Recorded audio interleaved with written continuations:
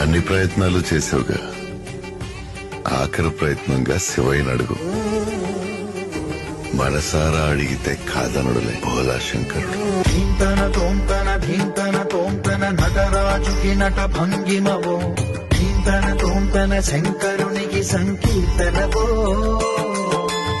ఈశ్వరుడే అనునిత్యం తనలో తలచుకునే ఓంకారమువో, శివ హృదయం కరిగించే ఆ పంచాక్షరివో. మదిలో మహాదేవుడినే కొడుముంతనలో కైలాసమువో, అతని పాదము చందన వెలిగే హారతివో. పామరునికి పరమేశ్వరుడిని అందించే మంత్రం నీవేనో.